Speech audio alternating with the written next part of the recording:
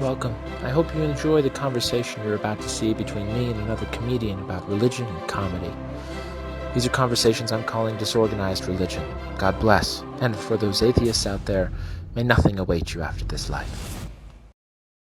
All right. Hey, nerds. Welcome.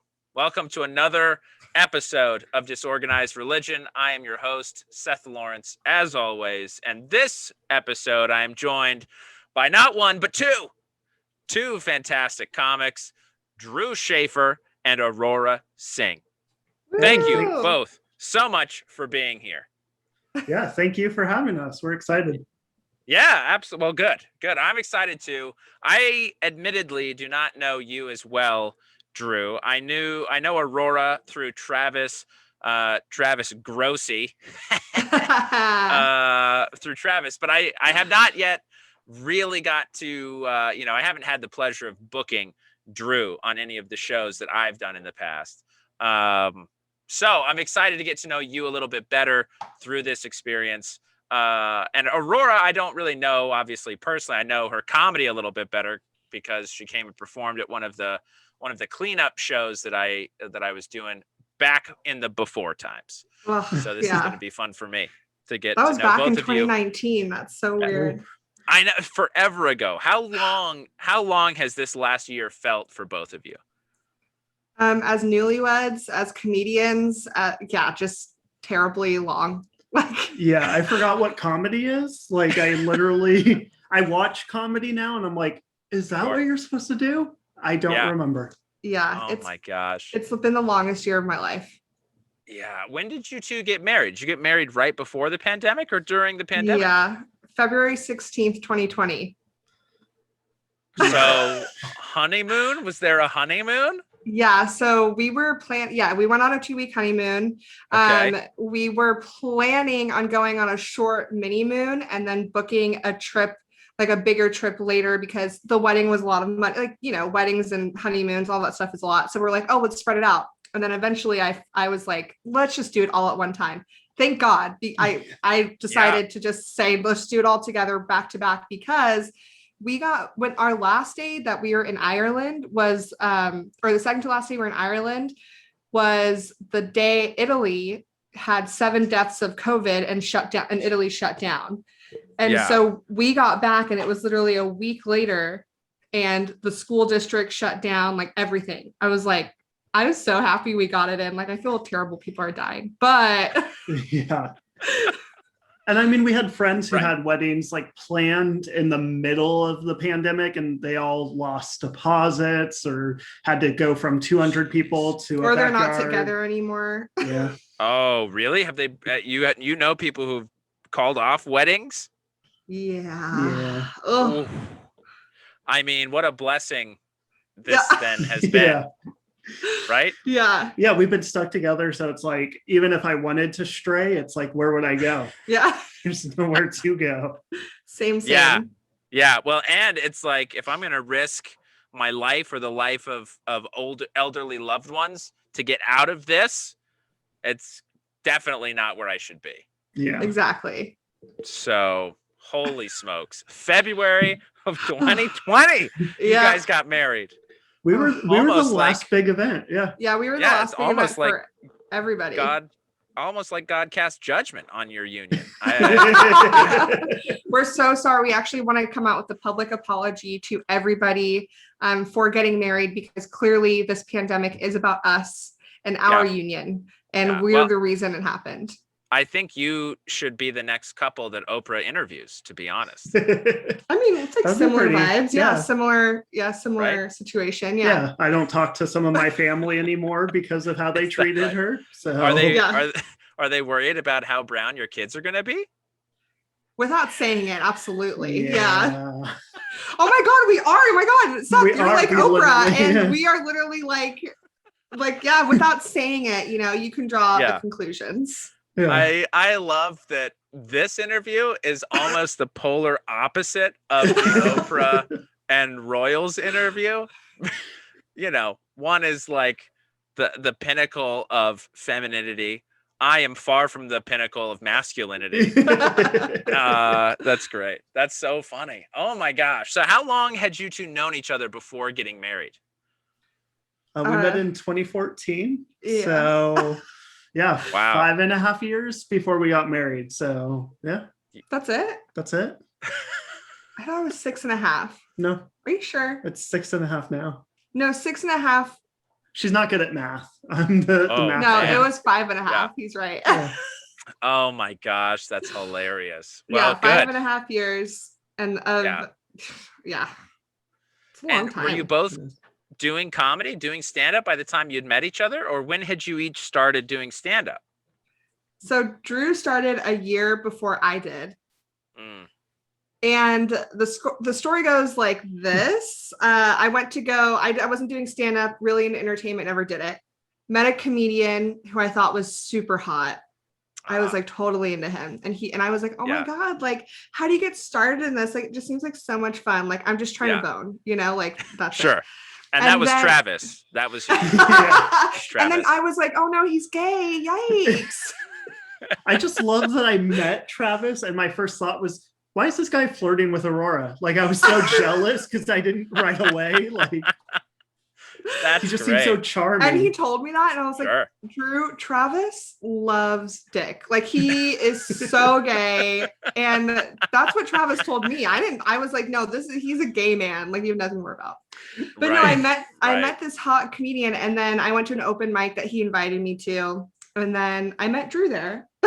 Wow. Amazing. Yeah, plot twist. Yeah, she settled for me. She went from hot comedian who was like one of the most influential TikTokers when it first came out. And now she's with doing me. Pretty well. He's doing pretty well. Yeah. Interesting. I mean, but Drew is funnier, clearly. They're funny in different ways. Yeah, we're funny in different ways. Yeah. All right. We need to change topic. Change topic very quickly. So your brown kids, are you excited, or how do you feel? I'm so ready to have kids. Aurora needs to wait. Like, she's like, I'm just bored and need a job. That's what it is. Yeah. Or a pet? Do you have any pets? Some people we have replace. a pet. You have a pet, and it's not good enough. It's not filling the void. I agree. I mean, people who talk about their pets as kids, I think, should stab themselves. It's not. I mean, we do say he's our son, but well, I would. You should stab yourself. No, what kind of pet do you have? A dog? Yeah, a little Chihuahua. Oh, adorable. Is this a moment where we bring him on? Because we can. If you want. Okay. If you want, let's meet him. Let's meet the Chihuahua. It's the ultimate Zoom call thing. Is somebody brings their pet out at some point. Perfect. I hope no one noticed that I wasn't wearing a bra. Oh, good boy. Look how cute he is. Look at this is Taz. Oh, Taz. He's like 14 years old. Oh, wow. And he was taking a little nap when I interrupted. He does not look pleased. No. I got him from a pound because he was the only dog not barking, and he looked scared, and I was like, oh my God, same. And so I took him. That's how I feel. Yeah. Oh, that's adorable. All right. So Drew, so Taz came with Aurora, essentially. Yes. It was a package deal. You started dating a single mom is what you did.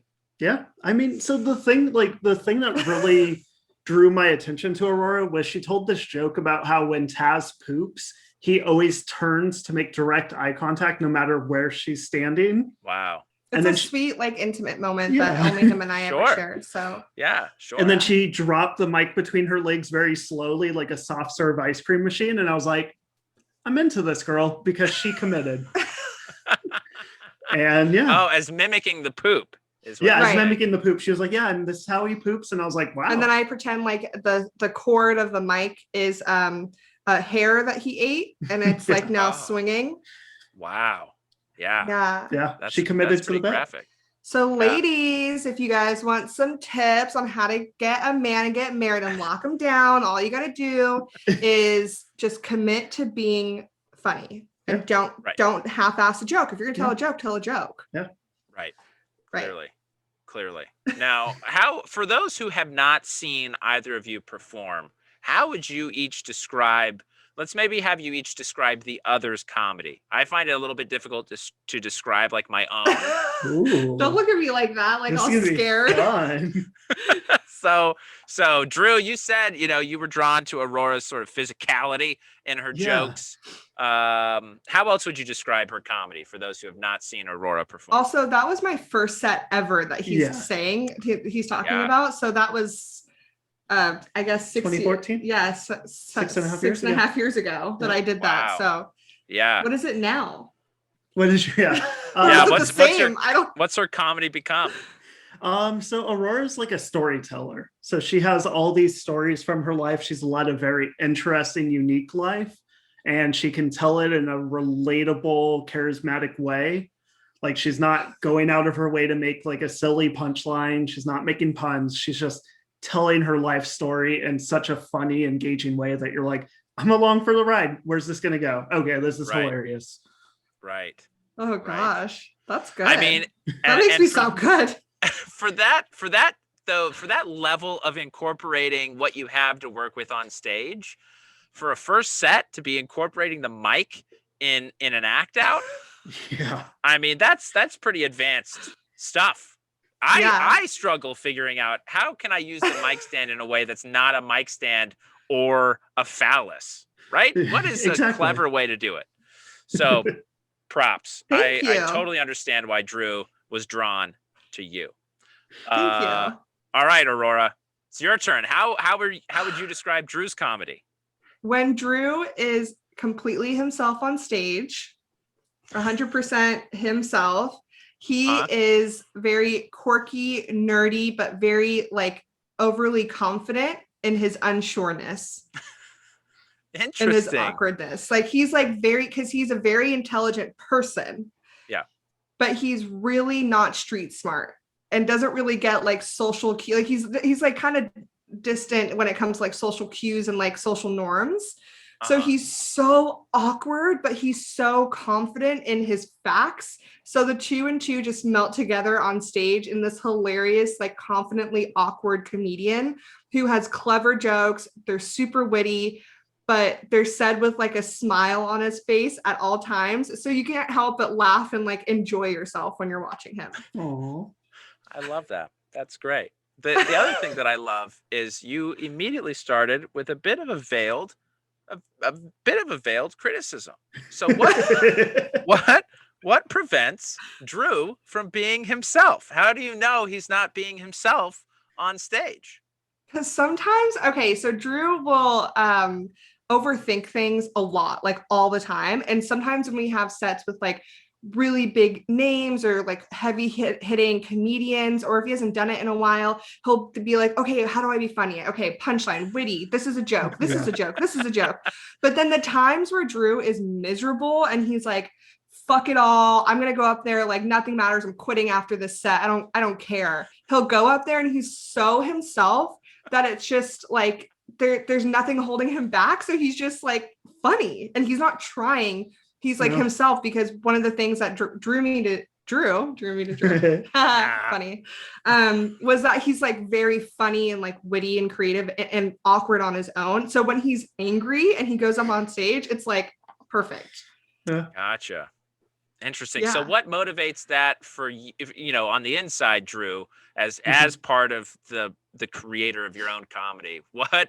What do you, I guess really the question is for both of you. We'll transition over to Aurora in a second, because we all try to find our voice on stage. So I feel like what we're talking about is Drew actually tapping into that voice, which, I think we all sort of struggle with from time to time. Totally. So what gets you into that zone? What gets you into that apparently miserable, just perfect place for the Drew comedy?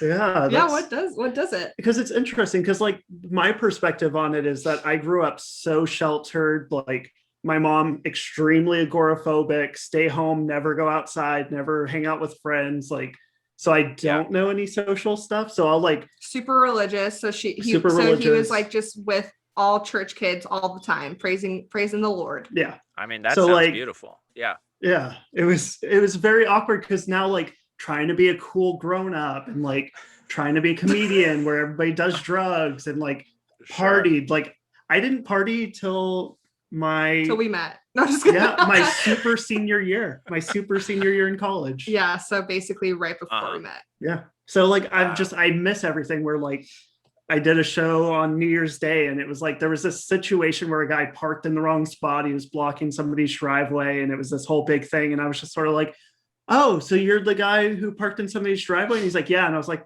oh, that's cool. And I was like ready to just move on. Did you just like he doesn't understand like the social like it's like, oh, you're kind of a jerk. Yeah.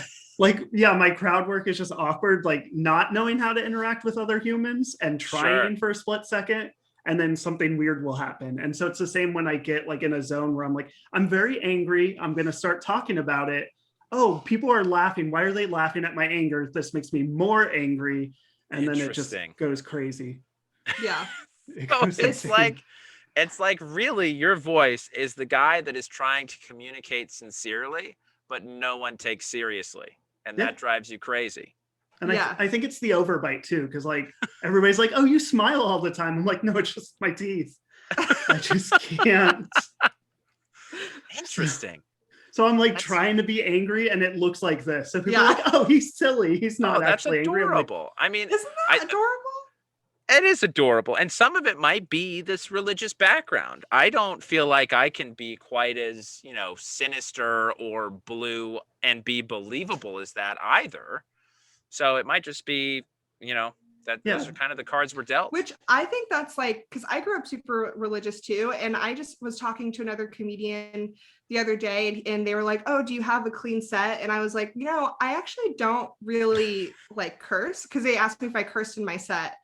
And I was like, I don't know, I don't really curse. And I think that's from my religious background, because I'm just like scared to do it in front of a lot of people. I'll do it every once in a while, but yeah, it's just different. Like there's some things that just hold you back still on stage. But I think that it's kind of a superpower, because if you are a little bit more clean and you're just like clever and funny or like completely yourself, then you get more shows and get more opportunities, because you're not just going out there being like, my dick is huge. Right. Because that's how I started in comedy, by being like, my dick is huge. And then someone was like, go a little deeper. And I was like, all right, I'll try better. Of course. Yeah. I think there is a lot of versatility. I kind of look at being a clean comic or trying to work on clean material versus just being, dirty or unfiltered. It's sort of like the light side and the dark side of the force. Yeah. One, you might excel really quickly into the club scene, and the other takes some time, but ultimately more powerful. That's true. Yeah. Ooh, that was good. I was actually sort of thinking about that today too. I was thinking about that because I was like, I'm a clean comedian, and I get this like weird feeling at open mics where the comedians are so blue. I'm like, you're pigeonholing yourself. You'll never be able to work at clubs. And I'm like, well, I'm not really working at clubs either. So we'll see what happens. Yeah, I'm like, they might actually pass me. They might get there first.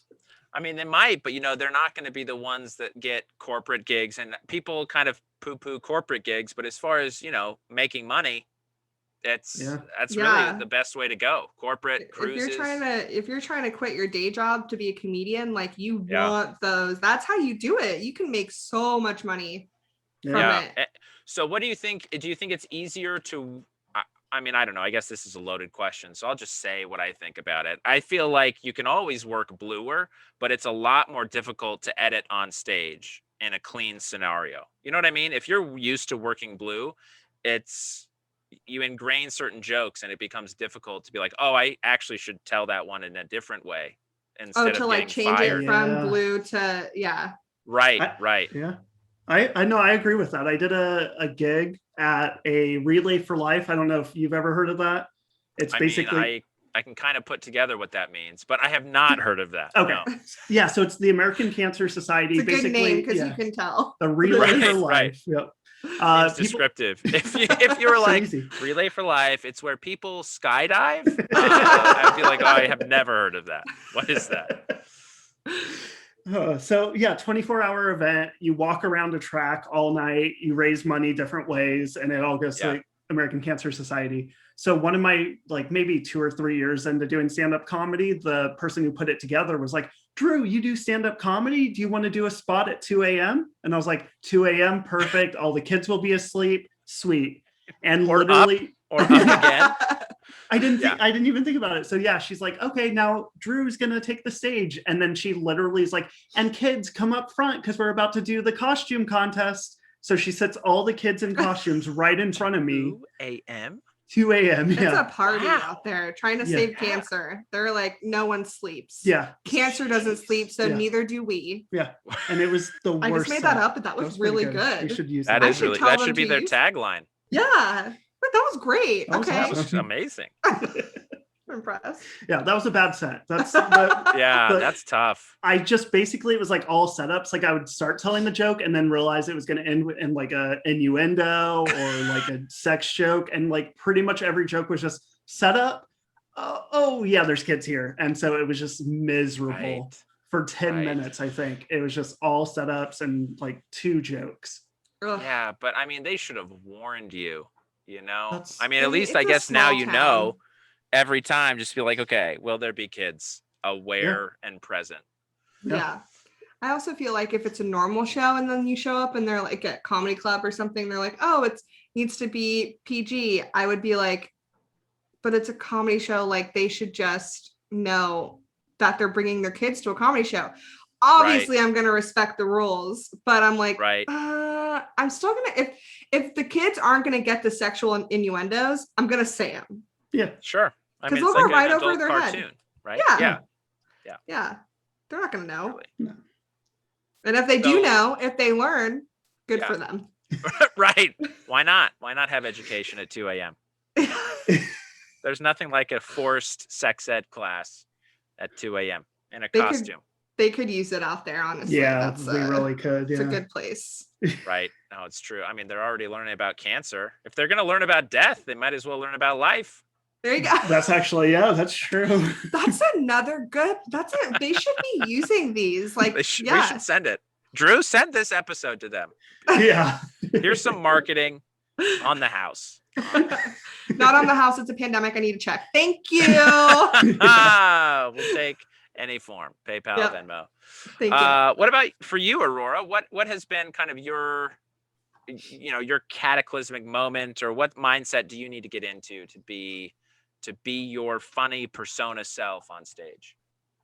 Oh God, I have no idea. I feel like I don't know. I've never thought about that because I feel like I go on stage and I am pretty much myself like all the time now. Like I haven't really had that moment on stage in the past couple years where I've like been on stage and felt uncomfortable or awkward or out of my head.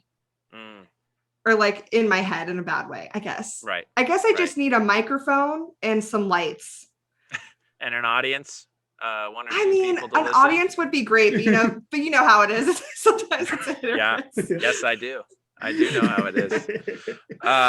That's great. That's great. Sweet. Yeah. So what drew both of you to comedy? Why stand up for each of you? Well, mine was a hot guy. Right. Mine Oh, yes, too. that's right. Yeah. So did you go did you go to this open mic knowing this guy was a comic and that you wanted to do a set to impress him? That was Yes. the plan from day one. Absolutely. Yeah. So Wow. I've been a fan of comedy always. Like when I turned 18, one of the first things I wanted to do was go to a comedy show on my own at the Sacramento Punchline. And Wow. I saw Joe Coy and I just was like a huge fan of him before. And I saw he was coming through town. So I was like, yeah, doing that a month after my 18th birthday, got tickets. I was super excited. So I'd always been a fan. And then I've always wanted to be in entertainment, but my mom is an immigrant. So there's no way you can be happy or successful if you do anything else but be a doctor, a lawyer, or a teacher. Yep. So I Right. was never allowed to pursue it. But so when I met this hot comedian, I was forced to go to his show. And I was graduating college really, really soon. And I was like, okay, well, it's a stage and a microphone and it's entertaining. So like, and he's hot. It doesn't hurt to just go do it. I mean, I'm almost Sure. done with college. And like, if for some reason this pops, like, I don't know if this is anybody else. I feel like this is a lot of people. They were like, I'm going to get on stage and then someone's going to see me. I mean, I still think that. I'm still hoping for that day. I am too, but like, you know, when you're just so hopeful in the beginning, you're like, this is it. Like, I'm gonna go. It's gonna be like a movie. They're gonna be like, listen to this, and it's gonna like they're gonna listen to my poop joke about my Chihuahua, and they're gonna be like, get her on Netflix. This is crazy that she's not. So I thought, you know, I was like, I'm almost done with college. If something pops off, then this is good time. And what were you studying in college? Were you doing pre-med, pre-law? What were you doing? I was pre-med, yeah. Pre-med. Nice. And I graduated with that, but like, it's community health sciences. But I'm just like, I don't even use my degree right now. Like, I don't know what I'm doing, of course. But that's how I got into it, and that's why I loved it. And I hit when I hit the stage the first time, I felt really comfortable, and I like just wanted to keep doing it. And then I was asked to do some shows, and it kind of just went from there. Yeah. What about you? Cool. Yeah, what about you, Drew? Mine's such a long story. I'll try to shorten it. I was thinking the whole time. So you're welcome. Yeah, thank you for going that's first. Great. That's great. So I tried out for the third grade talent show as a stand-up this comedian. is a long story. Yeah. You were 30 years old. Let's Third speed it grade. up. Third grade, I remember trying out. I was the only kid they didn't let into the actual talent show. They had like the tryouts, and then I was literally the only one who got cut. I was like, "What? Why did we have you were tryouts?" doing stand-up? I was doing stand-up. Oh god. And like That's I was so just sad. yeah. They looking cut back you the jokes from a third grade talent show? Yeah, and the winners did a dance to NSYNC's Bye Bye Bye. So like the level, there was no kids like doing grand piano playing. It was literally like lip syncing, dancing. But I did stand-up comedy. They said no.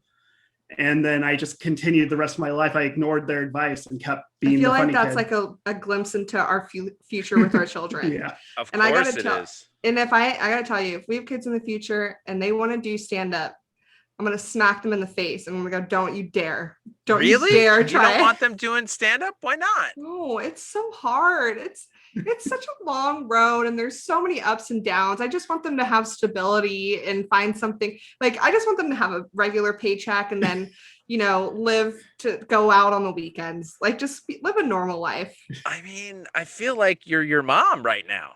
I know. And Yeah. Wow. It's something I've come to terms with. I literally told her that earlier and she was like, don't ever say that. I was like, it's twice in one day. Oh my gosh. I mean, but okay. So I want to hear the rest of Drew's story, and then I want to circle back to this idea of people in career paths that they hate, apparently. I mean, you can leave at any time, Aurora. Anyway, all right, Drew. All right, Drew. So why else? Why else? So yeah, I just was like the theater kid, went to nationals and debate, like anything that I could be being funny doing, I was. And then the sad part of the story, if there's sad music, play it on your phones, everybody.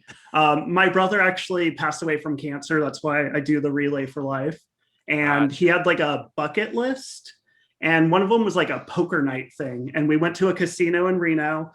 We were doing the poker night. And then one of my buddies was like, hey, I got to go. There's an open mic comedy show I'm going to. And I was like, I'm going to do that next week. And I thought you were going to be like, was on your brother's checklist, right? Or it was sort of, yeah, like my brother was always funny. I was always funny. And so like, he was like a very like one-liner pun type person. And they wrote a couple jokes together. Yeah. Oh, no kidding. Wow. Yeah, you forgot the best part of the story. I always I don't know which parts are the best.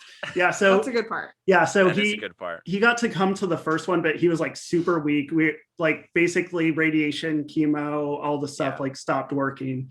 So he came to the first one, but he was so tired. It was one of those like starts at 10:30 p.m., goes to 1 a.m. So he was like asleep, but he got to see my first time. And then after that, he passed away like 2 weeks later. So, oh my gosh. Yeah. And it just, you know how like comedians are damaged people? I think it was just like the wrong timing, like the radioactive spider biting me. It was just like, well, he died because my comedy, I got to keep doing it or something weird. You killed your first time up. Oh my God. Yeah. And so it's been, I keep trying to quit. And I think that's why it's when I'm best. Cause I'm like, I'm going to quit. And then I have an amazing set. Cause I'm like, it's my brother, like reminding me like, dude, you got to keep doing this. So yeah, it's a very sweet thought. Maybe.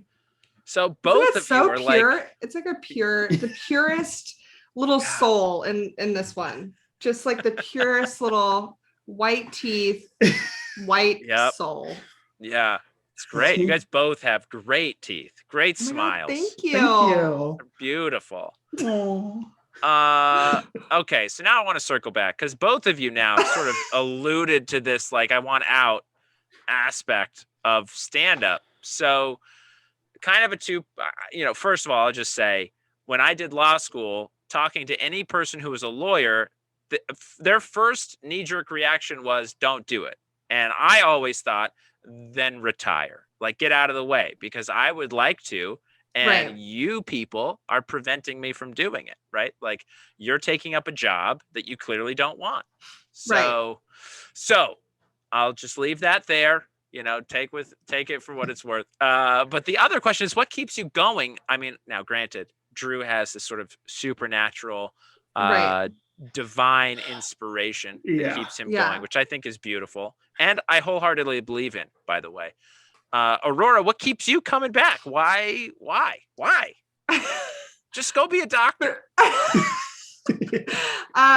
First of all, I love comedy and I love entertainment, and I truly believe that I'm really good at it. Even though I know I'm not the best, but I think I'm good. And Sure. I know that when I'm up on stage, I'm making at least one person feel better. Like there's no way one person doesn't feel. I am hilarious. So probably like 7 people at least. Yeah. Right. Like the whole crowd. Probably. All 7 of them.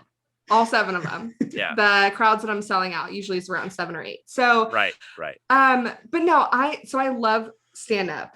It's just a lot of ups and downs. And one thing I also love is like money and traveling and like living a decent life. And it's really, I just spit a little bit. That's fine. That's okay. We're in the same quarantine level. It's safe. Yeah. I've been vaccinated. So it's, I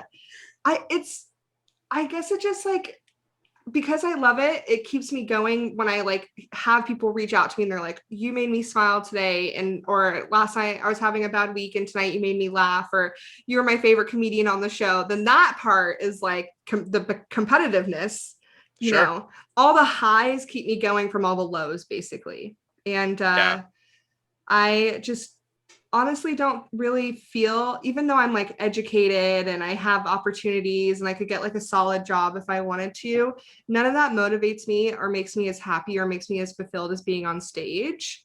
Yeah. And so so even when it sucks, like even when I'm like at the lowest of the low in comedy, I just think about how good it feels when it actually works out. So it's kind of like an abusive relationship.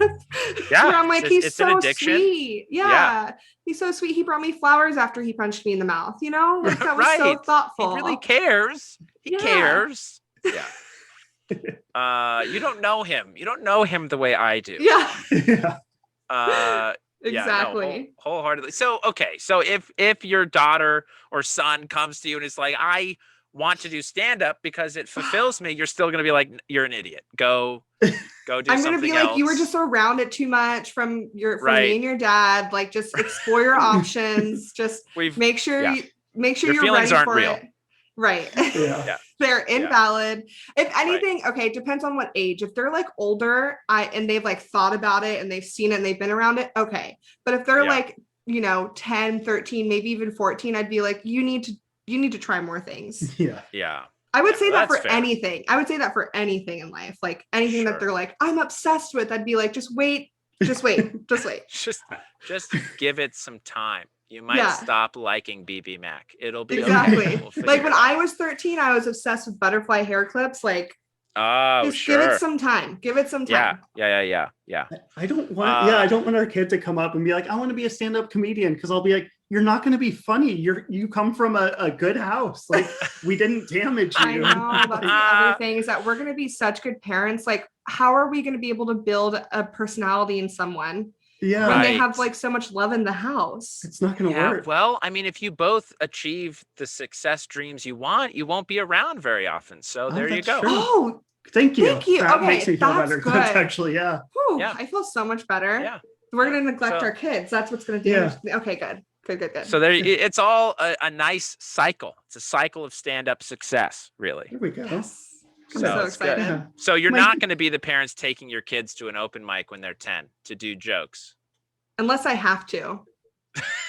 for your own stage time? Yeah, I hope yeah.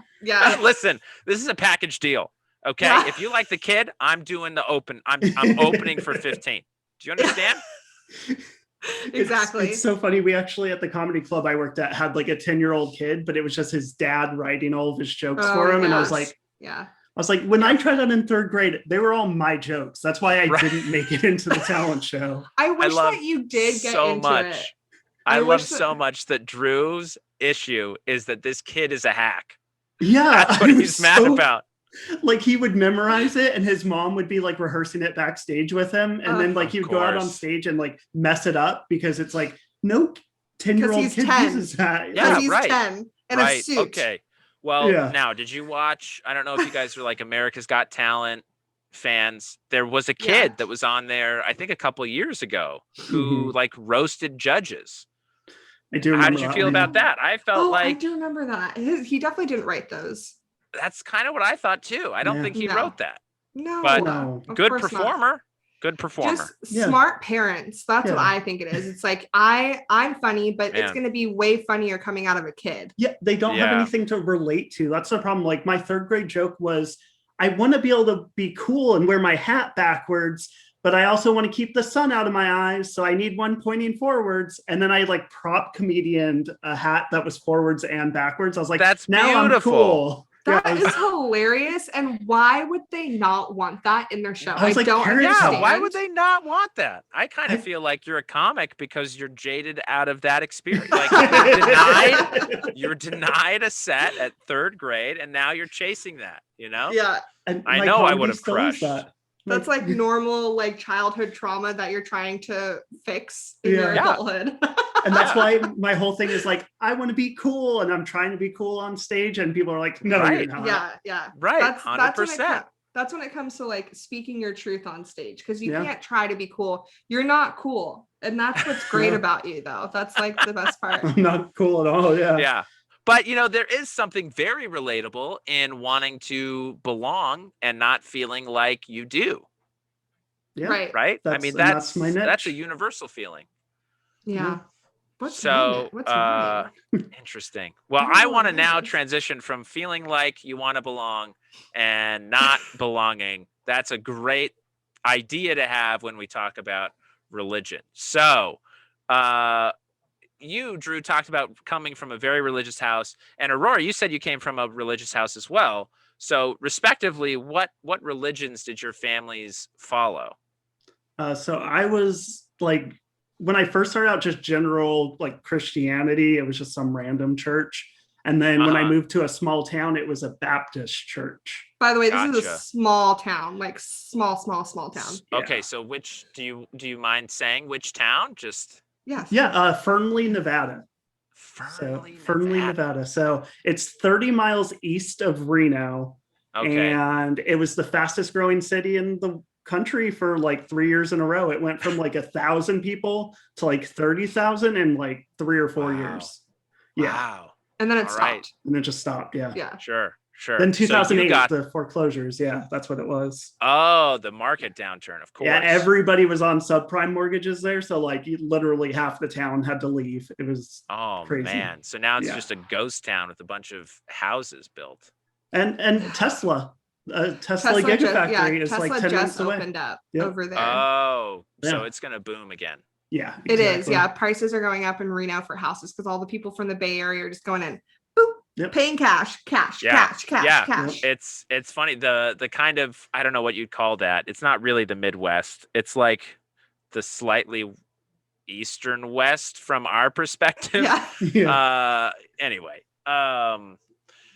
Yeah, my sister is trying to look for a house, and she's complaining about people coming in from California buying up, and she's in Utah, so it's sort of covering that whole area. Oh, yeah. And when we moved from North Carolina to California, our issue was the Chinese doing the same thing, coming over and buying up houses with cash. So yeah, exactly. Yeah, we're basically the Chinese to Nevada and Utah, is what I'm saying. All right, so general Christian and then Baptist. So what was your experience like in the Baptist faith? Because I think my understanding of Baptist is that there is sort of a more relaxed version of Baptist, but were you in the more stringent So- you got to talk Christ all the time? No, so it was pretty relaxed. I mean, like the pastor, he was like a biker dude, and he was just like very like, oh, I was doing drugs, I was at my lowest, and now I found Jesus, and it was like very fun, relaxed, great environment. So Yeah. it was really nice. Yeah. But your mom was very sheltering. Yeah, my mom being agoraphobic and very sheltering, it was like, don't talk about things and they don't exist. So don't talk to them about drugs. Don't let them take sex ed through to school. Don't let them Drew has never taken sex ed. Like, he's a 30-year-old man and he's never had sex ed before. Yeah, I mean, at least that sentence ended with Ed, Yeah. So, I mean, I imagine he gets it though. I mean, I think he's been figured educated. it out, but Yeah. So, I mean, Drew, from your perspective, the sheltered, like negative, positive, and was it because of religion that you were sheltered, or was it just your mom's phobias? I think it was just my mom's phobias, honestly, because like my mom was not religious as a kid. Like I was the one, she started dating a guy, and I don't think he was that religious, but I just like one day started asking him about God, and he was like, oh, come to this church, I'll start taking you there. And then it was like I was the one that like converted the whole family, got everybody on board. The detention. Yeah. The only thing, here's how goody two shoes I was. The only time I ever got in trouble was in high school. I got detention for reading the Bible in class. Wow. And like, not just reading it. Like that is seriously so like that. It makes me laugh every time. First of all, how is that not your opening line on stage? Thank you. Every time. Thank you. I've tried it because it was that I was converting kids. Like I would read it, but I would be reading it like I was reading like a cool like Sports Illustrated. Like, oh my God, this is so cool. And kids would be like, what is it? I was like, did you know Jesus loves you no matter how many bad things you do? And they're like, what? And I would just like convert kids on the playground. True. I don't understand why that is not the first thing out of your mouth on stage. It's so much better than any. I mean, you could do that on stage right now, and people would die if you just got up and you were like, hey, oh my gosh, you know that Jesus loves all of you? I feel like that would crush. People would be so confused that they would laugh, and then you could be like, that's how cool I am. I brought you that knowledge. That's so funny. Or just be like, that is what got me detention in high school. Yeah, I was gonna say, just follow like, after everyone looks like so stunned and confused, just be like, and that's how I got my only detention in high school. Right. Yeah. I mean, I think there's something there for sure, but that's amazing. Yeah. That's amazing. I just love the like timing of this, because today I just posted on my Instagram a video from an abstinence play that I was in for a church. Wow. Camp. And it's literally like, I cut it perfectly, but there was like one of my lines was like, why would you have sex with her? You know, it's going to ruin everything. And then he's like, it's just one time, it's fine. And then I cut to the next scene, which was her crying and going, I'm pregnant. That's great. I mean, that is so. I mean, you were like in this Baptist faith, though. Yeah. So they might have been relaxed, but like you were really in it. I was really into it. Yeah. Like, and that's why I like you sharing that story, because it's like, oh yeah, everyone was kind of like into religion when we were younger, right? But then he has this like, for some reason, he like took it. Drew took it to the next level. Like no one told him to do that. He just did it. No. Right. I mean, that's admirable. That's great. So do you still attend church or no longer? No. So like I sort of in college started to get a little off of it, because they started training some other pastors, and I saw that it was like very clearly just them trying to get more business. And they'd be like, yeah, and if you need help, you know, I'm a carpenter just like Jesus. And it would be like stuff like that they would say. And I'd be like, is this all a cash grab for these people? Like I started getting like losing some of that. And it was just sort of like, I would say now I'm agnostic. Like, I don't know. What does agnostic mean? Literally, I don't know. That's what it means. Yeah. Like, unsure of divinity, right? It's sort of like, it might be there, it might not be there, but I don't really let it bother me or influence me one way or the other. Yeah. Like, I definitely am not a church fan anymore. But like spiritually wise, I'm like, yeah, there's probably somebody up there. I know like from time to time I send out a prayer just in case, like, are you up there? Like, And here's you what I believe need. that your brother's with you. Like, Yeah. Yeah. And you see signs from him and stuff. Yeah. So Yeah. Yeah. So I'm just, there is something. Yeah, there's there. something. Yeah. Yeah. And it's like, what if, Interesting. like in my head, I'm like, what if all the religions are right? And it's just like a different, slight interpretation. Obviously, Sure. not all of them. Some of them are like, just weird. What do you mean not all of them? Not all of them. True. You know which ones aren't. Which ones are you calling out? Sam. okay. No, I'm just Sam, kidding. yeah. I'm kidding. Lose It's half not- your. Yeah. I'm like, which one are you ordained in? Yeah. Which one are you convinced is not true? Because if you Any say of them- yeah. Scientology, Drew, no. I don't want to say that because I want to be famous one day, and I know that that's a thing you can do. You can just become a Scientologist and you become famous. My Right. There are nose is different running, avenues. So just don't mind me. Yeah, but so yeah, I'm not sure. It just sort of that like got me off church, but now I'm just like, Yeah. I don't know. Yeah. And yeah, That's I don't fair. even know So, enough to be an atheist. I mean, What? did you feel connection to the divine, to God when you were in the faith? Or, I mean, was that more connected to your fame as an entertainer within the faith, as, kind of a friend to the pastors? Yeah. What do you think? I never really felt the divine energies or anything like that. I love the moral message of the Bible. I mean, that's just how I grew up. Like the golden Yeah. rule is my number one thing still to this day. And it's like those sort of things were what I got from it. Like, be a good person and you'll be rewarded one day. And then, yeah, everything else, I never really felt it. Like even in church, like I would like sing along and like feel things. But like when people would have like, not that we were one of the crazy ones with like snakes or anything. Oh my gosh. But like Right. people, that's a Right. But that's crazy more one. Pentecostal, right? That's more Pentecostal, not as much Baptist. Like, yeah, I would see stuff like that and I'm like, that's not like me. And some people would have like, oh, I'm getting a message right now. I'm like, I think you're Sure. just like showboating or like Yeah. pretending. Like I never got that, but I definitely felt peace when I was there Yeah. and I felt the message and that's what I went for. Sure. That makes sense. Yeah. Gotcha. All right. Now, Aurora, Yeah. what's kind of your spiritual religious journey? Born and raised Catholic. My Okay. mom is from Haiti and my dad is Punjabi. So my dad is Sikh and he was never really like in my life too much. So I was obviously heavily influenced by the Catholic Church. And I went to Catholic private school from kindergarten to 12th grade. My first public school was college. Wow. Yeah. And I went to an all-girl Catholic high school. Yeah, baby. Yeah. Fantasy's born. Ooh. And I go to church still I'm like a holiday, Yeah. because the thing with Haitians, it's like they're very Catholic, but it's more of like a cultural Catholic. It's not Right. just like, oh, like we all go to church and praise God. It's like it's deep rooted in the culture. So I still feel like I'm drawn to the church because it's part of my culture. Uh-huh. So growing up, like going to church twice a week, because we would go during school, we would go every Tuesday or Wednesday, depending what grade you were in, to go to morning mass. And then every Right. Sunday I would go with my mom and, other parents. And then afterwards I would have like Bible study.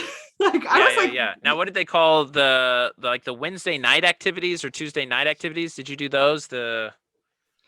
No, I forget because what they call it, but I think I know what you're talking about. But I didn't do those just because I was in Catholic school all the time. So sure. we So went, you were there already, right? yeah, we were already like the religion classes and all of that. They were all incorporated in like a lot of Right. those classes, I think were for like the night ones were for to get ready for sacraments. And we did that in Right. school. Got it. So yeah, so it was a little different, but just growing up being so like the church being like shoved down my throat, I like Yeah. didn't really connect to it on like a totally spiritual level. I looked at going to church as a way to get out of school and then like out of the classroom. Even though it's like all the same? But I didn't have to like learn, I just had to like and then also I always volunteered to be an altar boy. I was an altar boy. Uh-huh. So it was like the church version of entertainment.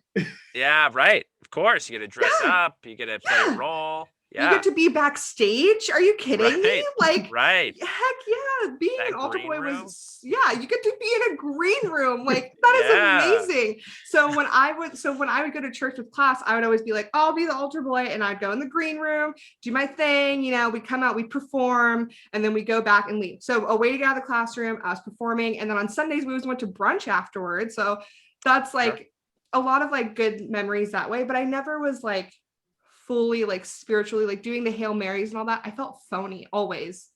Like as young as I can remember, I just remember being like, I don't feel like this is like doing anything for me to like make me feel better.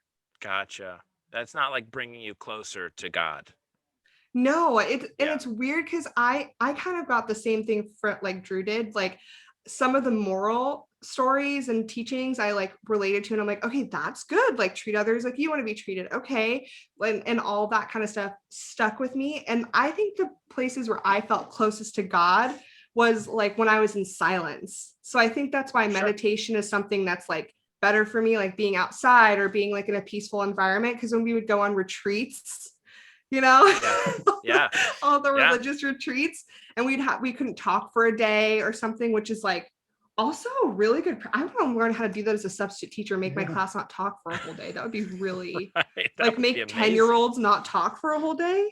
Oh, yeah. Oh my they're so smart. Now that I look back at it, they got a weekend getaway and they made the whole class not talk for a day.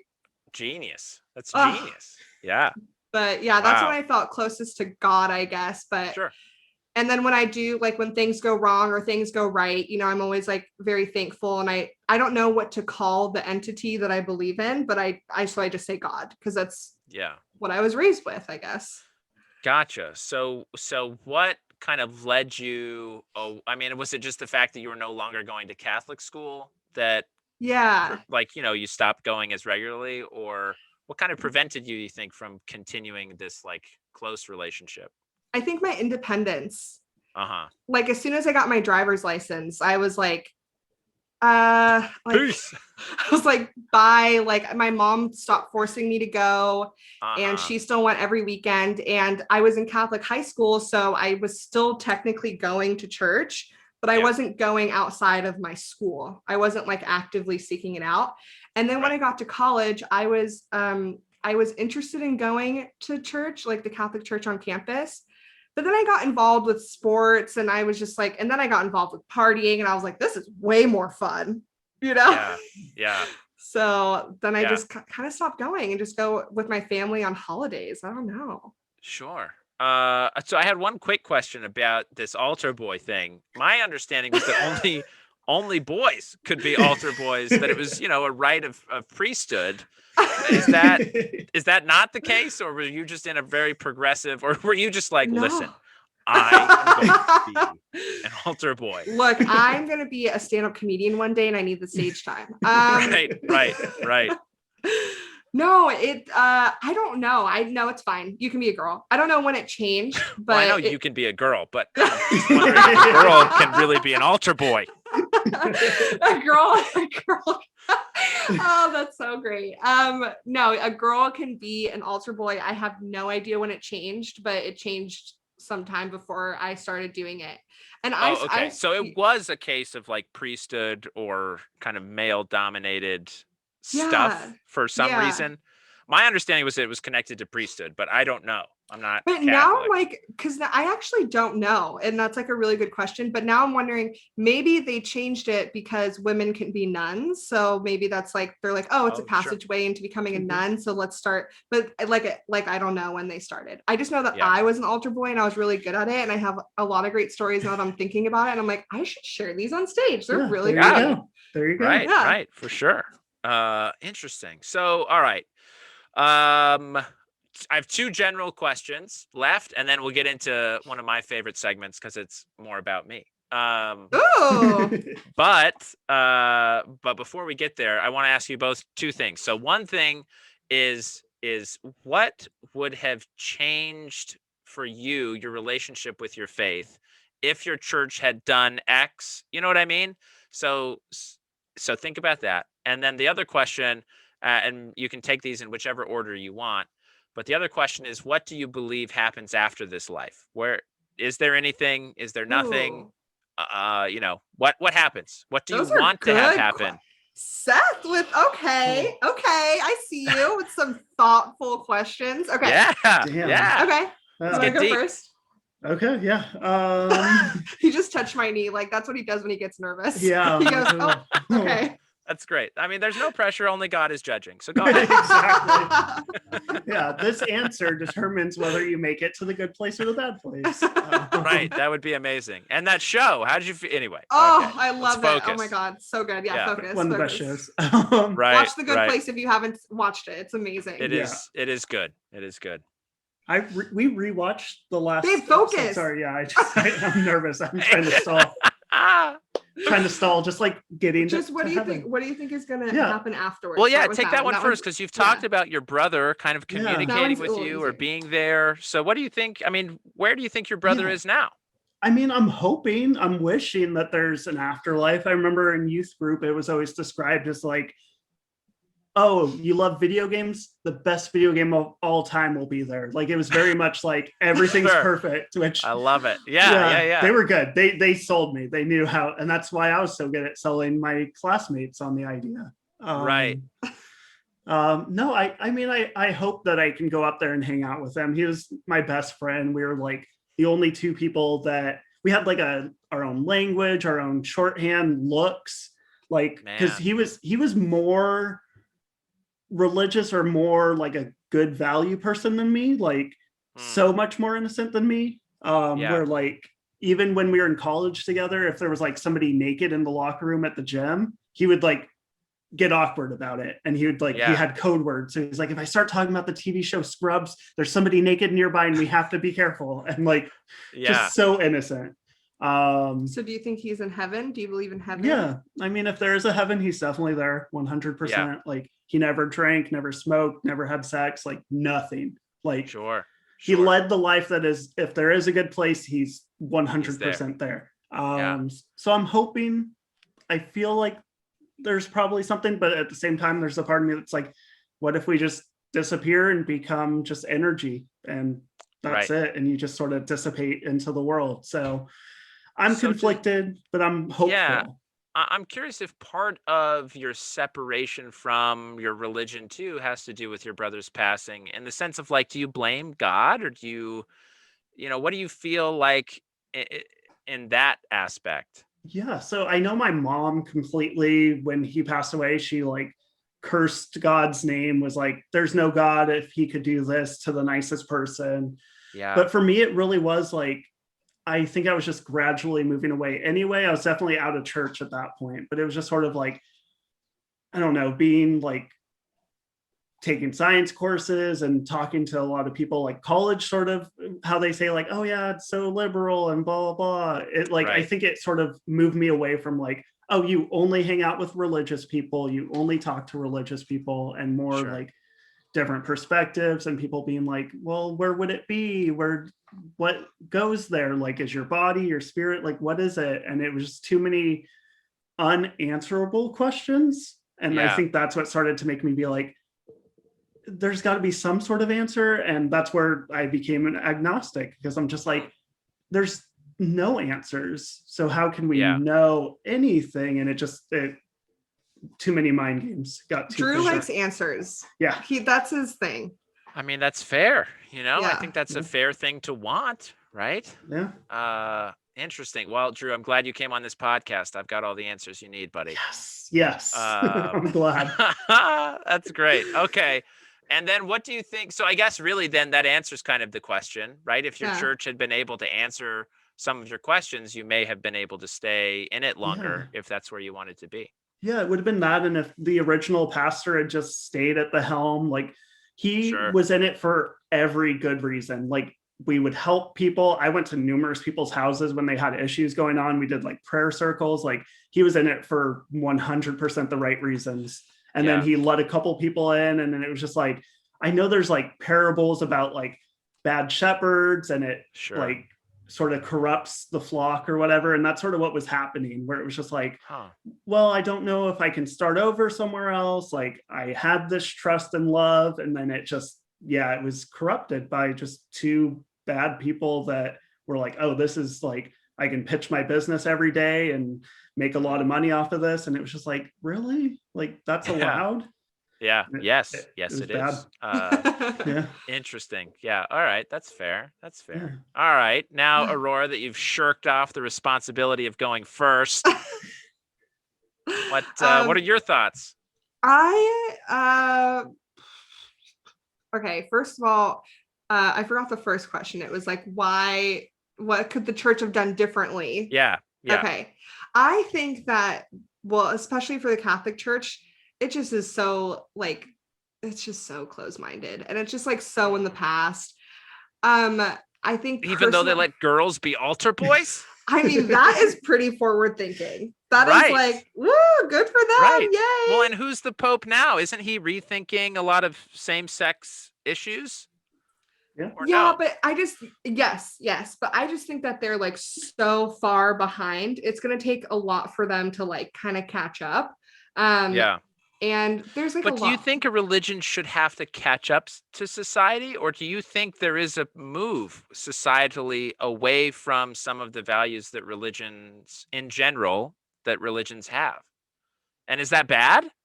Is it bad for religion to stick to values that are old fashioned? Or I think so, because we look back and there's some old fashioned values that just like aren't okay anymore. Like, like the way that I wouldn't suggest racism is a value. You know? Right. That's but not I mean, a positive. I think that there are really good values and morals that come from the Catholic Church, but I think that it's surrounded and cluttered with a lot of bad stuff. And I think that that's just where I'm like, it's going to take them time to kind of sort through that clutter and get to like that. We know our point is to like be a good person and love thy neighbor and honor thy body and, you know, don't kill people. Like just like simple. Just the basics. Just like the basics. And then, you know, I think that there's just like a lot of clutter around it. And for me, I also wanted answers. And I think that they're starting to come now in the Catholic Church of like, oh, well, you know, maybe it wasn't actually interpreted that a man shouldn't lie with a man, you know, like it's like coming out now. But when I was younger, that wasn't really the case. It was just like, don't sin, don't do anything sexual, don't even have those thoughts. I had classes on how to curb the thoughts of doing anything sexual because you would go to hell, you know, and like that's too, well, we're judged for our thoughts. Yeah. And that was just too intense for me. So I think if the church was kind of doing almost what it's doing now, but like when I was younger, maybe I would still be. And then also the second thing is just not be so boring. Like, that's never going to change. That is a value that we need to keep. I'm like, I need a happy medium between the like singing and dancing and the shaking and like the Catholic Church, because the Catholic Church, the standing and the sitting and the oh my god, and the hymns and just like the kneeling, and then you're kneeling and then you're walking but very slowly because you're in a line, and then you have like I can't, it's just too, oh my god, it's a snooze fest. I can't get through those I was so excited when I was younger and they would let us, all the kids, leave in the middle of the mass to go do like a separate little children mass next to like the big mass. Oh, interesting. Yeah. I don't remember what it was called. I don't know. But yeah, at one point what they would, I forgot what they were doing. Oh God, it's been that long. Yeah, they would tell a story and they'd be like, all right, dismissing all the kids. And then all the kids, you would see them run. They'd be like, thank Jesus Christ. Like we get to leave, and we would all sit there and listen to like a fun kid version of the story. Sunday school? Yeah. Are you just talking No, it's different. No, it's different. Primary? That's what we call it in my faith, primary. But I don't know, maybe it could be very similar, but it was during mass, and then we would come back before communion. Yeah, that was how we did it. Interesting. We would just watch VeggieTales. That's what I remember as a kid. That's great. VeggieTales. Are you kidding? Love VeggieTales. So much fun. Yeah. Good stuff. Larry the tomato, right? Or Larry, is Larry the tomato, or is he the cucumber? I thought cucumber. What's the? I don't even remember. I don't know what you guys are. I didn't ever watch it. It's Tomato Bob and Larry. Anyway, I don't know. This is riveting. I love this so much. Okay, and do you think there's an afterlife, Aurora? What do you think happens after this? I think that there's an afterlife. Do I think that we go somewhere and hang out with people that have passed? I don't. I don't really believe that. I know that's kind of like pessimistic. Jeez, that's a downer. Yeah, no, go I on. know. Yeah. You just But die. I and feel- you're gone. I feel like it's something more like, this sounds terrible, it's not terrible, but I think it's more of like The Good Place. Like you become a good deed, or like, and I don't think it's just one time. I think that you come back kind of like in a different form to your loved ones. And I think that you don't haunt them, but you live through them and their actions. Interesting. Like so when they you become a parent. That's what you're saying. Basically, everyone goes to hell and they become a parent. Yes. Yeah, bad parent. You're a bad parent that is living through your kid. Interesting. No, I think you're that writing jokes for them and you're putting them on TV. That's what heaven is. That's the afterlife. That is heaven. Thank you. Finally, that's what I was trying to say. No, I think that you're like, you become like an inner voice in someone's head. And I think like that's how you like live, and like, are you like, when they feel like, oh, I don't know what I should do, and then something happens and you're like, oh, okay, I guess I'll do that. It's like, I think that's how people live, like their soul lives after they die. Because I do think that we have like, I think that this is like a shell, you know, and we're just like souls inside of a shell. So there has to be something that happens with that energy. Do I think we're going to be like in clouds and I'm going to like see all the people who've died and I'm like, oh, what's up, dude? Like, hell yeah, let's hang out. Like, no, I don't think that's real. Yeah. All right. Interesting. Yeah. But, and you think that's true for good and bad people? There are good voices. There are bad voices. Yeah, I mean, yeah, totally, because there's good people and there's bad people. People have a dark soul and people have a white soul. Yeah, and I think that the people who have done terrible things in their life and they die, I think that those terrible things live on, and that's the dark side. And you can choose whether to go with that side, or you can choose to go with, you know, your brother giving you an amazing set and saying, no, Drew, keep going. Like, which one do you choose? Because it all is free will, right? Yeah. I mean, that's what I think. I think we have free will. So we have to have both options. Fair enough. Well, I think both answers are great. And this podcast is about... But who is right? Like, who do you think is right? Judging. This podcast is about not judging, Aurora. And the truth is, neither of you is correct, because I know what is true. Okay, good. Let us know. Yeah, right. No, I think that's great. I think it's beautiful that there's, you know, a way...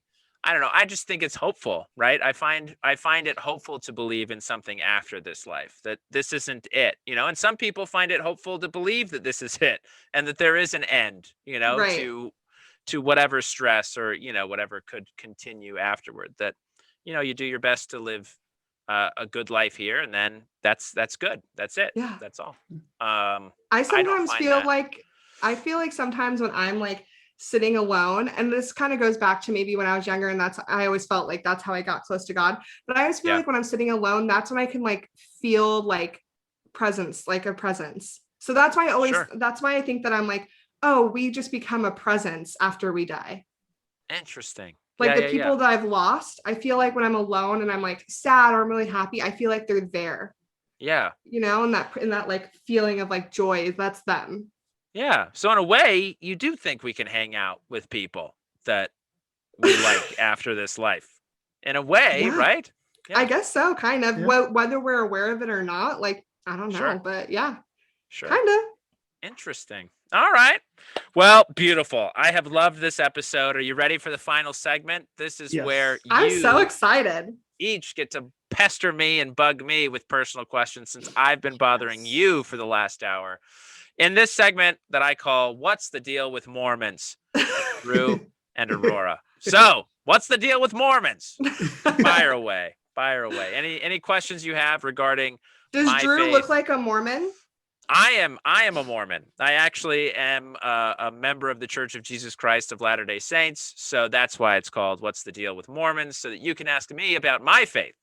But Drew does look like a Mormon. Okay, good. That's what I thought. Yeah. That was my first question. Yeah. He'd fit right in. And I mean, we would love for you to fit right in too, Aurora, but there might be a little I'm good. Thank you so much for the offer, but I'm good. But yeah, Drew's got that Mormon glow about him.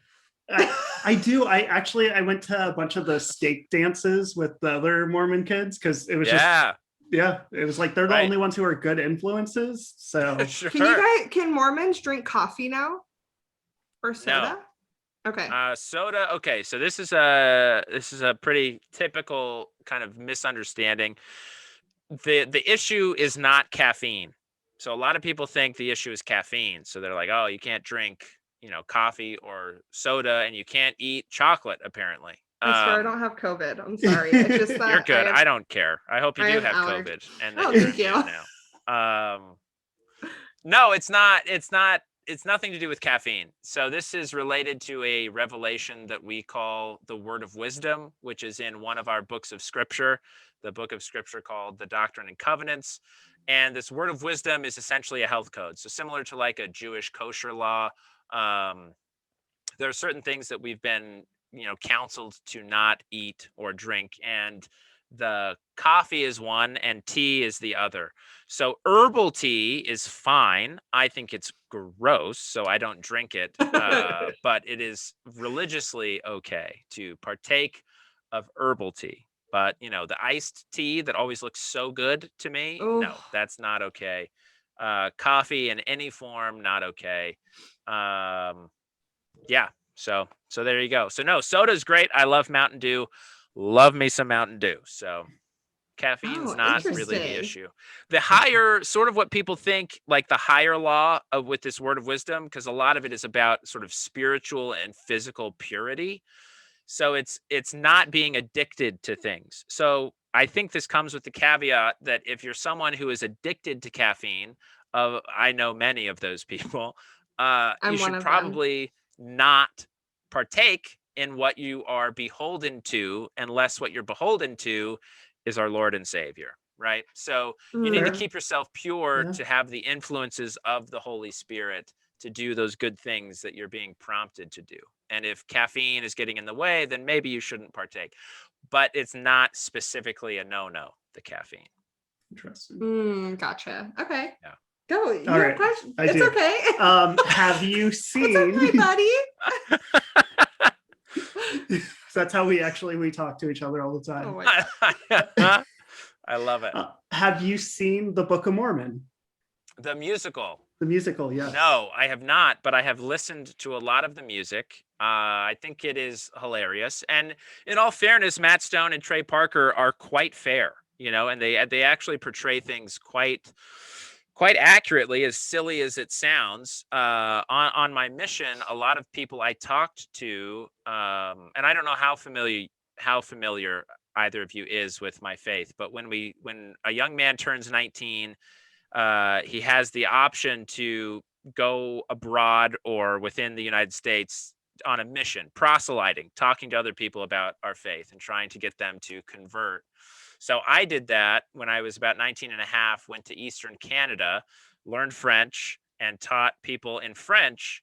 And a lot of Oh my God. That's people so that cool. I talked to, a lot of people I talked to, the only reason they knew about our church at all was because of South Park. And Yeah. the episodes of On My Faith in South Park, crazy, but also pretty accurate in how the religion was restored. So Where did you go in Canada? so I was in the Quebec province. Yeah, So, I have a lot of family there. Oh, no kidding. Yeah. Yeah. Because they're Haitian. Right. Yeah, of course. Yeah. I was going to say, I've met quite a few Haitians in Montreal. Yep. So yeah, a very fun-loving group of people. I did not find them as religious, but very spiritual. Yeah. That's good interpretation. That's Maybe the further away you get from Haiti, it just goes a little bit lower and lower and lower. I mean, maybe they were all Catholic though. Like everybody I met was like, "Oh no, we're Catholic. We're Catholic." Right. And a lot of the Quebecois, the white Quebec people, they would also identify as Catholic, but they would say Catholic not practicing. That was I guess, yeah, that's like what I am. But anyways, Sure. This isn't about me. This isn't Yeah, about I mean, me it right can now. be. It's Sorry. always about it's you. Not about me, but yeah. So anyway, my personal goal is to make it to JFL so I can go back to Montreal. Yes. And talk to some people and see some people that I used to talk to. Anyway, that would be great. But yeah, Montreal is a beautiful city. Oh, I love it. I have another question. Yeah. How old were you when you got married? 24. Oh, that's not, I guess that's like That's not too normal. bad. Yeah, I was expecting like 20. Right. No. I knew there was a woman girl in my high school, got married right out of high school. 18, married. Boom. Still Did it. married? Locked it down. Still married. Yep. Still married. Married with like 5 kids or something like that. Yeah. Oh, Married wow. and happy.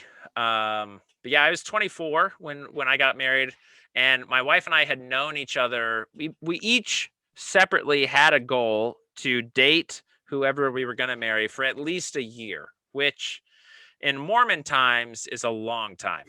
And Oh, wow. we almost made it. I think dated for 10 months. We knew each other for a year before we got married, but we hadn't really been dating for a year before Oh we my got married. gosh. So That is so fast. yeah. I mean, in my opinion, like my life, that's like Right. I really mean, fast for me. Yeah. for normal people, that is crazy. That is crazy fast. And we didn't live together. There was no living together. There was no, no sex before marriage. So, Oh, is that why sort of, Mormons get married quickly? Because they're like, okay, let's just have sex. Like we got to that's a do big this. reason. I mean, Really? that's a big part. Yeah, absolutely. I mean, you're horny and you found someone you love. It's like, let's just lock it down. I mean, Yeah. what more do we need? Yeah. So I do think that is maybe an unspoken big part of why at least people in my faith get married a little bit younger. Another is that we're encouraged to. It's a step in life, it's kind of part of, marriage is very important for my faith. So it is a religious sacrament to get married in the temple and have, the sealing ordinance performed along with the marriage. So it's Right. kind of a big deal. So the natural progression of things is kind of, for young men, once you're home off your mission, that's your next That's mission. the next thing. Yeah. That's how it is in the Catholic Church too, but it's just not pushed as hard, I guess. Maybe it's not like Sure. enforced as much, but it's basically because we have our 7 sacraments and then you have Right. to get them all done. Like that, there's no Right. question. Right. Huge checklist. Yeah. I don't know. Right. Yeah, no, in Baptist, you just have to get dunked in the water one time. That's you're done. Yeah. I mean, that sounds amazing, Good deal. It was fun. I enjoyed it. Yeah, Right. that was fun. Are we baptizing our kids? I don't know. Oh, I guess this that's is a big question. And what age were you when you were baptized, Drew? Like 13 or 14, I think. years. Oh, wow. Yeah. Oh, Yeah, because I wasn't religious as a kid. My mom wasn't religious. It was, when I was a teenager. And it's like a whole thing where, you have meetings with the church leaders and they ask, like, are you sure you want to do this? Let's schedule it. And then they have basically like a hot tub behind the podium. And so you always see it every time you come in. And Sure. then, they'll do the whole thing. And he And you're joked that he was baptized going to. by immersion, right? You're dunked all the way under. Yep, dunked all the way under. He joked that he was gonna hold me under a little bit longer, see if I could meet Jesus a little quicker. And I thought that was funny. that's so funny. I mean, that's Just hilarious. like threatened to murder a child. It's like hilarious. Yeah. So I mean, sweet. It's funny to us religious people, okay? Yeah. Yeah, it was actually I was that's 6 months old. Right, yeah, you got Yeah. sprinkled, right? You get Mhm. sprinkled as a baby. Yeah. I don't know. I don't remember it. Right, yeah, of course not. I'm baptizing my kids. In the Catholic faith? Yeah. Okay. Because it's like cultural to me. I don't know. Sure. I guess I'm just gonna do it, and then also let them choose. I got a chance to choose. Uh-huh. You got a chance to choose. So why not give them like at least start them like how I did, and then they can choose. If they choose, oh, I don't want to do this anymore. I want to be Baptist, or I want to be, Muslim. I'm like, all right, cool. Whatever makes you feel good and makes you a good person. Like, go do that. Yeah. So are you gonna each start going to church again regularly with kids when you have kids? We've talked about this. We have, yeah. I don't remember what we decided. I mean, I think we had basically decided one week Baptist, 1 week Catholic. What's going to be the deal? I think the Catholic Church is more is a bigger part of my life than the Baptist Church is in your life. What do you think? I mean, yeah. It's because I mean, baptism if we is need just to sort have of this like conversation easygoing. off this podcast, Yeah. that is fine with me. No, I that's mean, great. so Aurora talked about it. She wants our kids to go through the 7 sacraments for the Catholic Church. I mean, you know, Yeah. I haven't even done all of them, but yeah. But I think we had both decided that, you know, we're not going to force our kids to be religious, Right. but like with me, like I started asking questions and it's like, okay, yeah, Right. if you're interested, then let's take you there. I'm still baptizing them though. Anyways, what other questions? Oh yeah, so many good questions. Yeah, let's move Yeah, back any to other sex. questions? What is one like rule or idea from Mormonism that you're just like, that doesn't seem right? Is there any that you like question? that you question or you just think it's just so bonkers? I mean, I think one thing that my church is going to have to face pretty soon is a sincere question about female leadership within the church.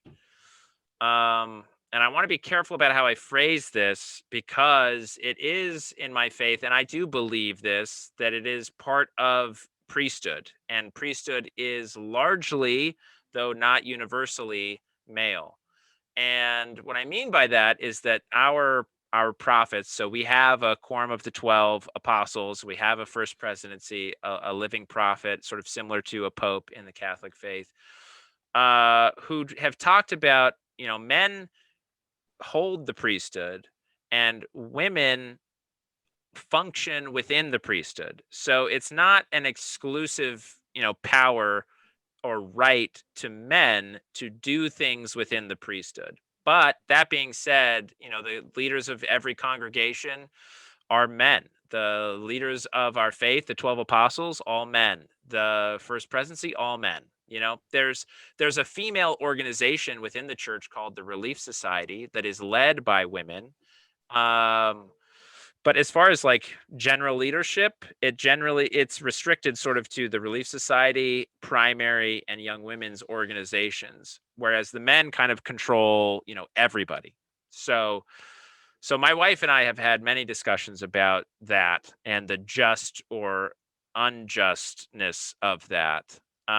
So that might be a question that comes down. Is it necessary for leaders to be men, or is there maybe a joint men and women, you know, avenue? It's a tough one. That kind of goes with like the church, like, you know, them having to change, any religion having to change with society, you know? Yeah, I mean, I guess the problem for me with it is that I don't necessarily disagree with the you know, men being in charge. I do think the men need to listen or take counsel from women more. I've definitely seen that change as I've gotten older. More women included in, you know, councils within leadership of the church, on a local level for sure, and I imagine on a general level that's happening more. But you know, the difficulty is that like leaders in the congregation, like a bishop, the apostles are all called as judges in Israel. So they do hold a function religiously to help the members that they are in charge of to get closer to Christ. And a lot of this sort of judge in Israel stuff is tied to the priesthood. So I don't know how theologically you get around that without then also saying, well, women can hold the priesthood as well, which, you know, I don't know. Is that right or is that not right? I guess I see it as being a different responsibility for men and women, that men, you know, have things that we need to work on as a race, and women have things they need to work on as a race. And I don't know. But, you know, when they issue a calling to a leader in a congregation like a bishop, they call the wife as well. They're meeting with the wife as well. So it might be that there's more of a joint calling that comes out of this in the future. Interesting. I don't know, where a husband wife is sort of the leaders. They are the leaders of the congregation. I don't know. But that's probably the only one I can think of that's one that I'm also sort of like, I don't know how I feel about it, you know? Yeah. That's a good question. I Yeah. needed to ask because it's like, yeah, it's almost like do you feel like the Bible and the Book of Mormon, all those are like divine, written by God, or do you feel like it's sort of like an interpretation by people who, could talk to God in essence? How do you feel? Yeah, I feel more that way about the Bible. Okay. That it's been through so many translations that there might be some things in there that we've just lost completely. Yeah. I think a little bit like that about the Book of Mormon. It's a similar sort of issue in that you have prophets who have written different books that are included in the Book of Mormon. So similar to the Bible. I mean, admittedly, it's been through less translations. It's been through less hands as far as how it was organized. So I feel more, that it's more directly connected to the Word of God. But no, I don't find it distracting. I guess what I'll say is when I read the Book of Mormon, I don't find those thoughts about it being disconnected from inspiration. That's not distracting to me. Whereas when I read the Bible, it is distracting. There are certain accounts or stories in the Bible where I'm like, I don't know. How is this? Yeah. That's How how does I this feel. happen? Yeah. Like how is Lot? Why are we including Lot sleeping with his daughters in a drunken state? Why is Yeah. that important for me to understand? Yeah. Yeah. So Clutter. See? Clutter. right. Clutter. Right. I Too think, much clutter. so I feel that way more about the Bible than I do the Book of Mormon. Have you watched The Real Housewives of Salt Lake City? No, I have not. I have not. I might need to, but oh my gosh. I'm not a huge fan of like the reality TV shows like that. But you're there's gonna an aspect that I want to see it just to be like, I don't know if you should watch it. It is terrible and good at the same time, but basically there's like one Mormon on it. They were all Mormon, and now there's only one that's actually still Mormon. Have they left the faith during the taping, or was this no? And sorry, I actually messed up. There's one that's still Mormon and another one that was never Mormon. She's just a different religion. She's the leader of her congregation. But all the other ones were all Mormons, and they stopped being Mormon before the show. Yeah. So they talk a lot. Common. Yeah, they talk a lot about how why they left. And then the one that's still Mormon, owns 2 tequila businesses, and they all give her shit for having a tequila business and she can't drink alcohol. I think that's Anyway, this is they're like, how can you be a good Mormon and you're selling alcohol? She's like, well, I'm not drinking it. Right. All right. I mean, that's a tough one. That's a tough sell. That's a hard. What do you think about that? Her selling tequila, but she's a devout Mormon. I don't know. I mean, to be fair, I think a lot of people, if I ever get really famous, I think a lot of members of my faith would look at me pretty similarly to this tequila touting woman. I guess, because you're on stage and you're not necessarily you're speaking the truth, Right. At least my truth. I hate that phrase, but yeah, I mean, I don't know. I mean, that does bother me because it is something that is directly contrary to the word of wisdom. We shouldn't be partaking in it. So why would you dish it out? Right. So I do have problems with that, but I think in all fairness, people could be like, hey, you're supposed to, partake in holy forms of entertainment, and you're inviting us to the Comedy Store. Right. That doesn't seem holy. So also I can understand. Another one. Sorry, go ahead. I'll leave. No, I was just going to say, I can understand, why people would view that as equally hypocritical. But I sort of look at myself as a white knight in these comedy clubs, shining my light, not hiding it in a bushel, as it were. Right. Yep. There is another housewife. Sorry, we're talking about housewives. Drew's so excited. It's okay. Right now. It's my favorite topic, really. But she was Mormon, a devout Mormon, and then she got married to someone that wasn't Mormon. Yeah. And so she couldn't have been that good then, huh? No. so he was willing to convert to Mormonism. Snap.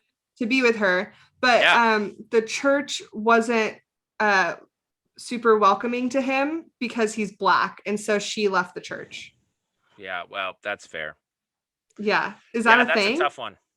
Is that a thing? Until the 70s, right? My faith had a really troubled history with African American members. So as I understand it, and I need to refresh my research on this, but as I understand it, when Joseph Smith restored the church in 1830, it was open to everybody. He wanted people to join his faith, the faith that he had found. And there were quite a few African American members of the faith in the early days of the church, and they held the priesthood. Then as Utah became a state, so what happened with my faith is they moved from New York, and essentially Joseph Smith felt called to move west.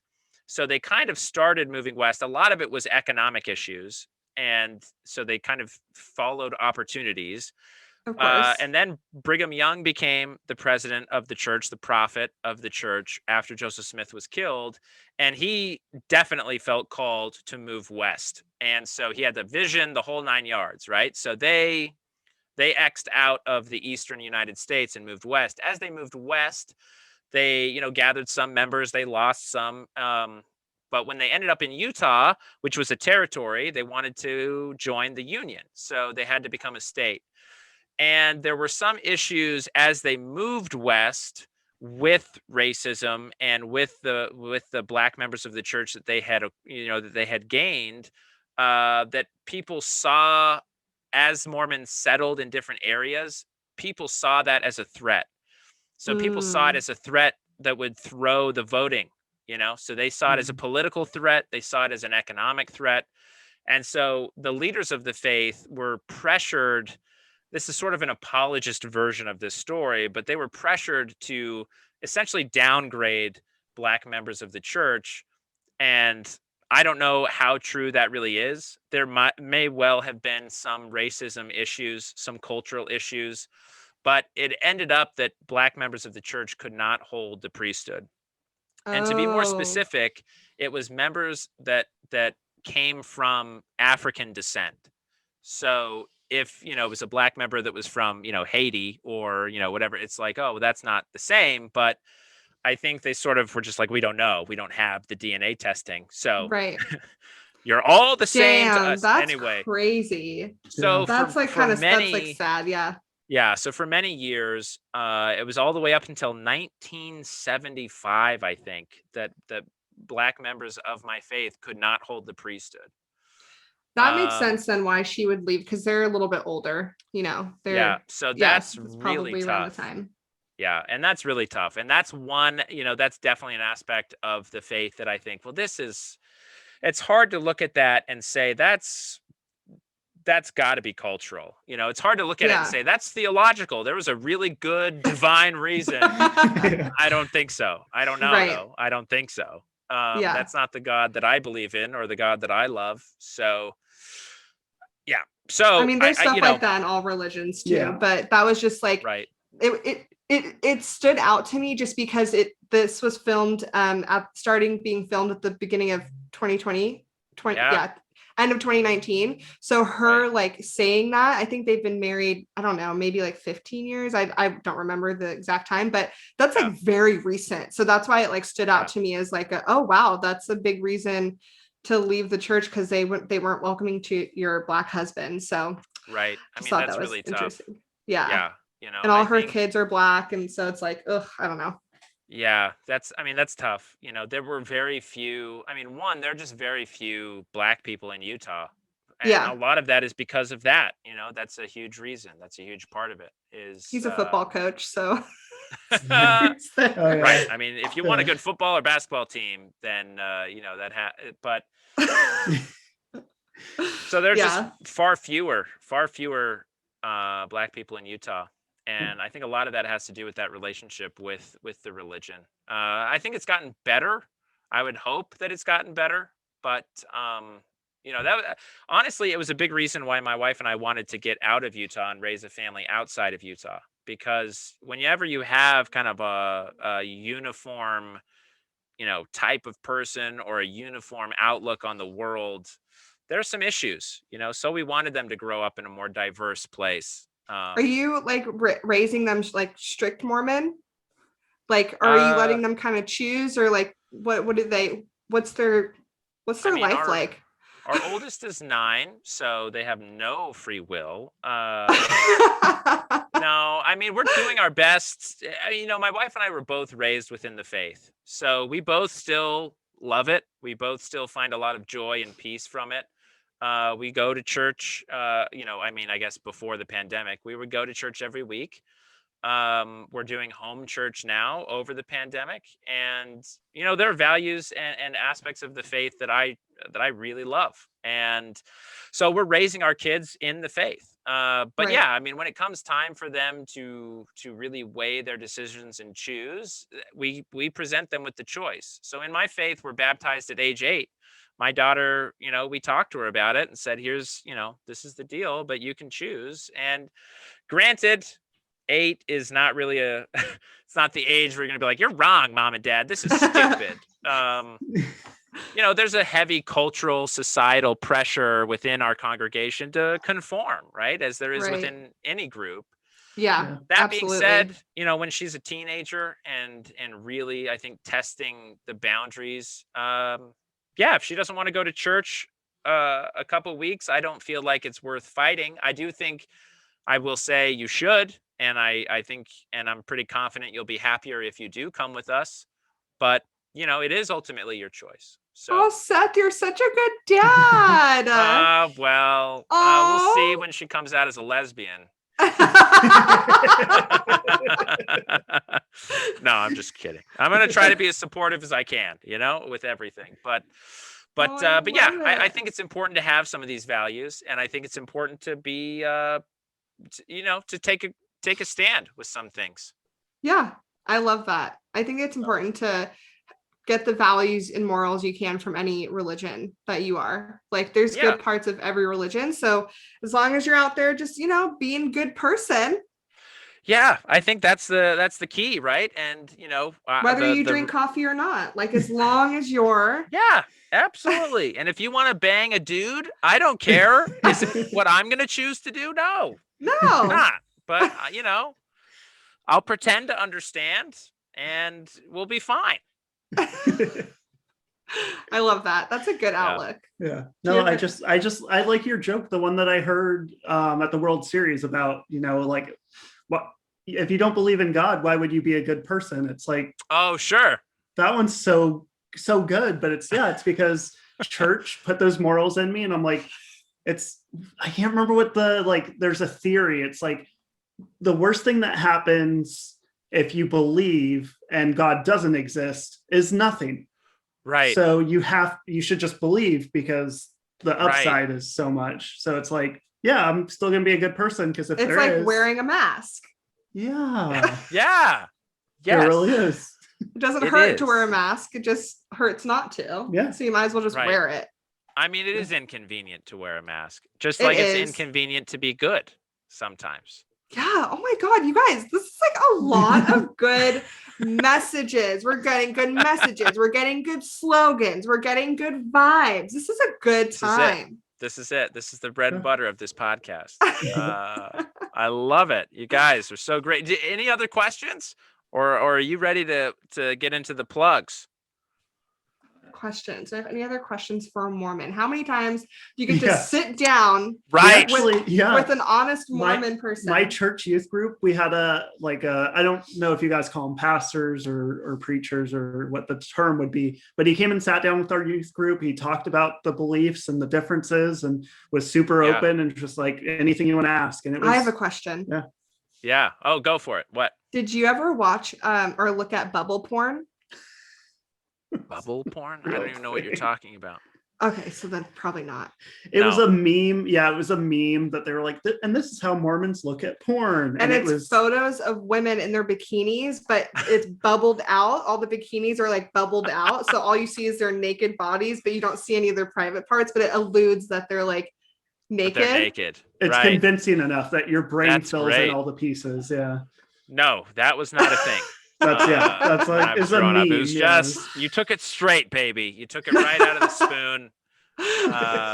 There was just the pure porn. That was it. That was all we had on dial-up internet, baby. Yep. So, yeah, And you no really- bubble porn. I don't remember anything like that. Wow. Okay, that was a lie. Yeah, you'll have to look it up afterwards, but it was a meme. That's what it was. It was like Look it up with your wife too. That'll be like Yeah. a fun little Right. date night for you guys. Ooh, nice little foreplay going on. Yeah, bubble porn. Make some more Right. babies. Yeah. Interesting. Yeah, no, have not heard of that even. That's crazy.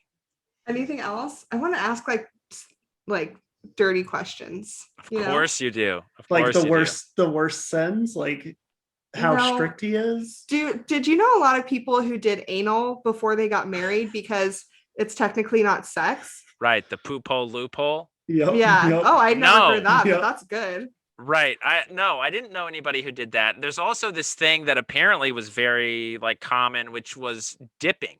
Have you heard of this? Yes. No. Yes. So I think every religious person is basically the same, and we all think of the same sort of loopholes. Okay, so yeah, poop hole loophole is this one that's like, well, it's not strictly intercourse, so, and yes, it is. The other thing was this thing called or soaking. I think they called it I soaking, think that's what it was. Yeah. where the I'll male tell you why I know this. penetrates the female. There's no pumping. You just soak. You're just soaking. Which Is that a thing? Did people do that? obscene. Yeah, people apparently, now not in my group that I Okay. knew of. And guess what? That's also intercourse. So Yeah. you've done it. And I just don't understand these things where it's like, oh, that doesn't, yeah, it counts. What about are you like talking about? blowjobs? Right. Yeah. Still, that's, No. I mean, What about giving yourself a hand job? right. So we call that, masturbation or Masturbation. self-abuse, right? And so it is definitely common. I mean, statistically, right? What is it? Like 99.9% of all teenage boys do that at some point. Definitely happens. But it's not encouraged, right? So it's one of those Right. sins that you should be talking to your bishop about and seeking help to prevent not even think those thoughts. or Yeah. stop, right?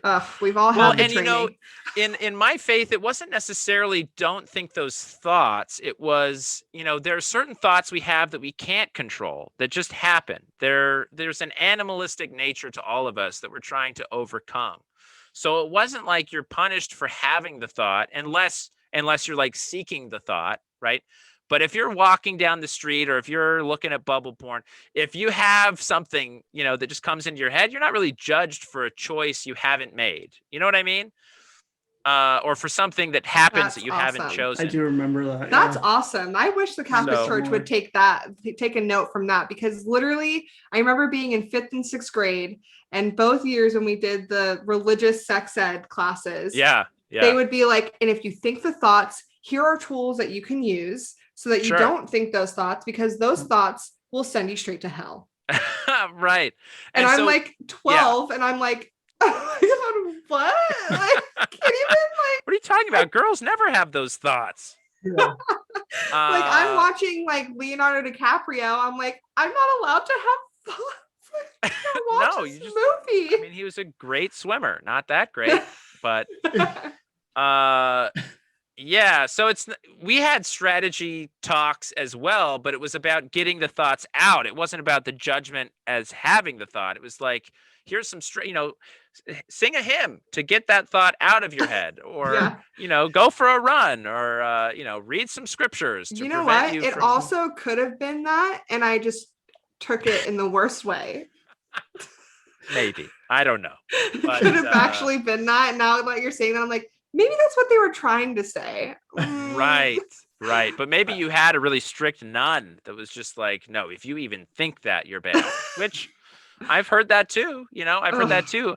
There was some terrible like youth lessons that happened in my faith, kind of, colloquially or generally. I never had these lessons, but one lesson was one that my sister-in-law had, where the female teacher, right, comes into young women's class. She's teaching a bunch of teenage girls, and she's made a big deal, like the week before. She's like, hey, I'm going to bring in a very special tea set. We're going to kind of have just a nice tea party next week, and we'll talk about some things.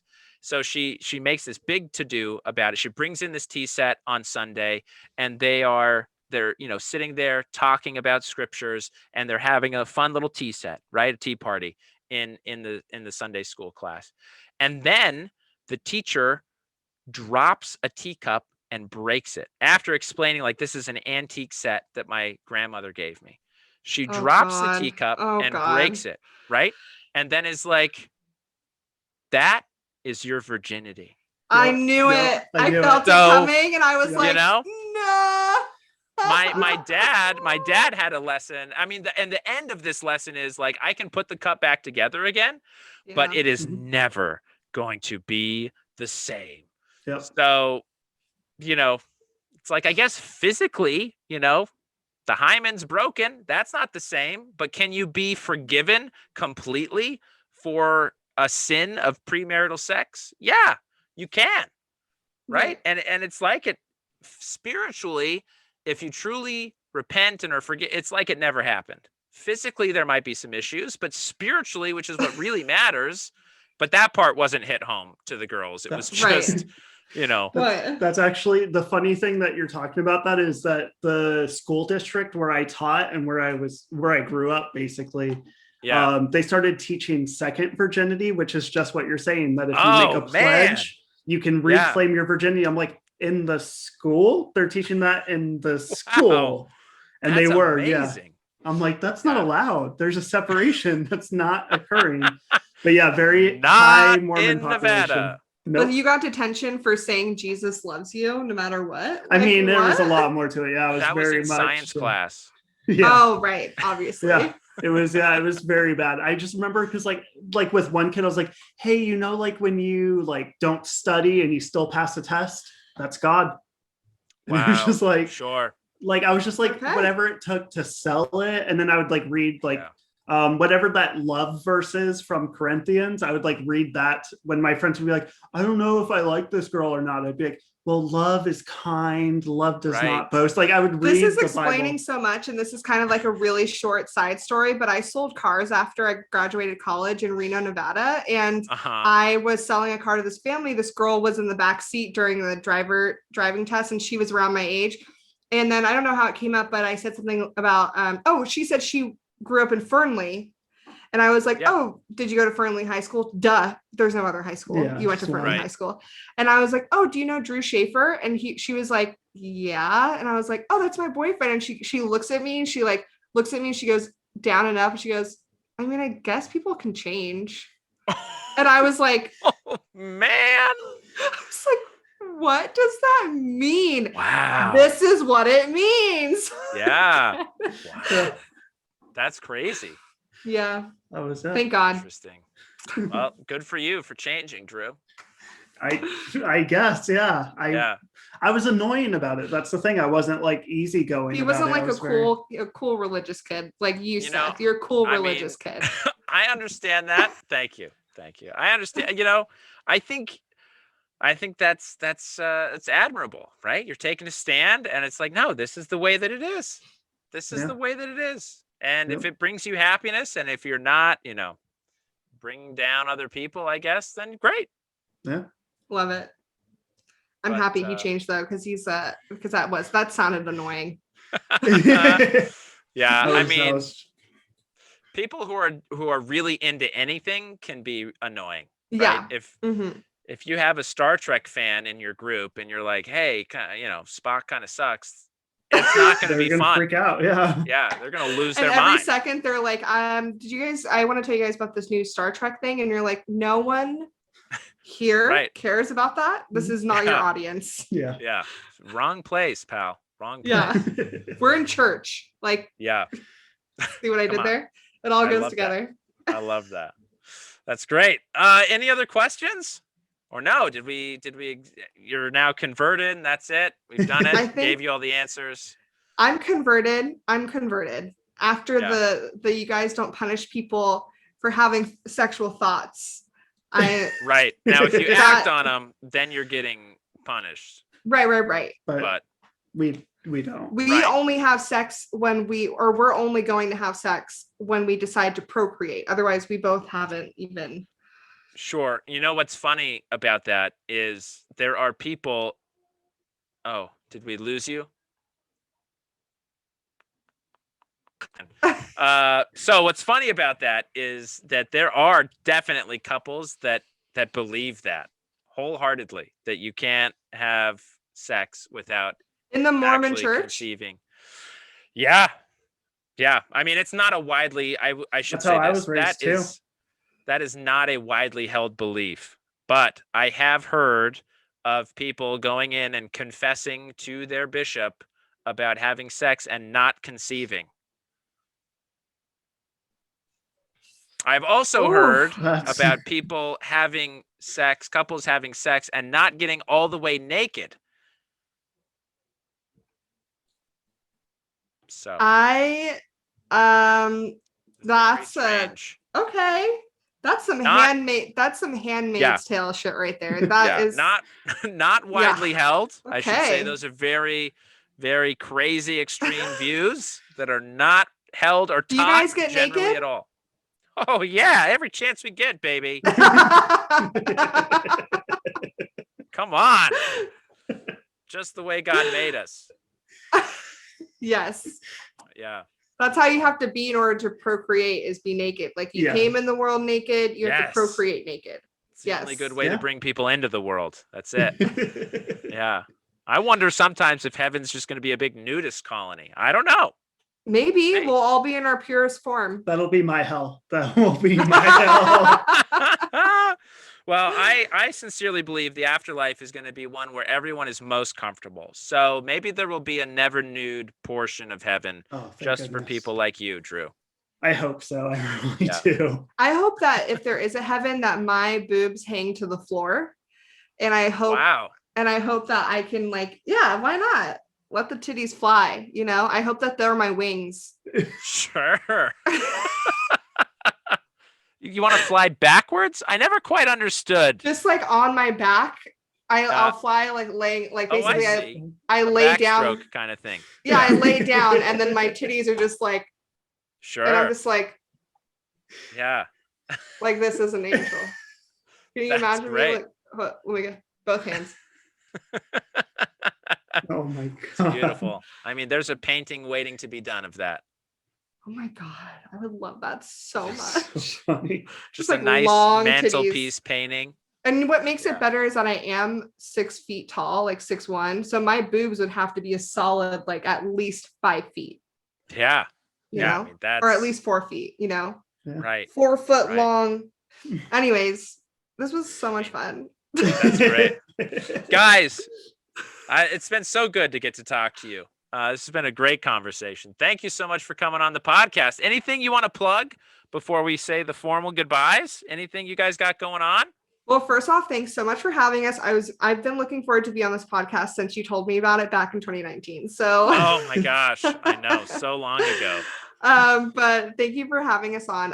For me, just my Instagram, Aurora Singh, Aurora like the Disney princess, sing like every Punjabi you've ever met. And I post my upcoming shows on there. I post daily funny videos and content. So if you want to laugh a lot, that's pretty much where you would find everything. Drew and I are working on a new project. So that's where we would put out the announcement of when that's going to start. And then my TikTok is Aurora Singh with a 1 at the end because some bitch took Aurora Singh and she just made a ghost account. No followers, no posts, nothing.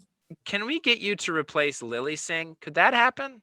I would be fine with it. I mean, yeah, absolutely. Right, let's just put that out in the universe that Aurora Singh is fine. Very little would have to change about the show other than the ratings, which would improve. So yes, I'm for it.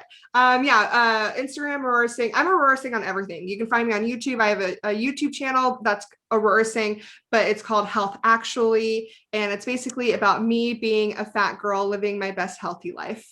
Good for you. Well, that's so fun. That's great. Thanks. That's it. Beautiful.